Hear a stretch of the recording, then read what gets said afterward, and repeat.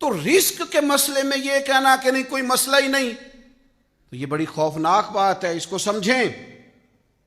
یہ قیامت کی نشانیوں میں سے نشانی نبی پاک نے بیان کی۔ حضور فرماتے ہیں قرب قیامت میں ایک وقت آئے گا لوگ پرواہ ہی نہیں کریں گے کہ میرا رزق حلال ہے کہ حرام ہے، پر جہاں سے آ رہا ہے جس طرح کا آ رہا ہے آنے دو، جس سمت سے آ رہا ہے آنے دو۔ نہ ماں باپ پوچھیں گے، نہ بیوی بچے پوچھتے ہیں، نہ کوئی اور سوال کرتا، آنے دو، کوئی گنجائش ہی نہیں۔ یہ قرب قیامت کی علامتوں میں سے علامت۔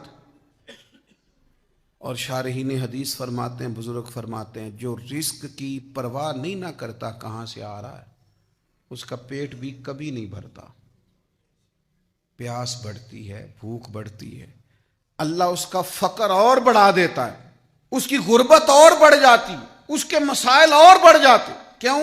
پرواہ نہیں کر رہا کہاں سے آ رہا ہے، آتا جا رہا ہے، آئے جو آئے قابو کرو، جیسے آئے قابو کرو۔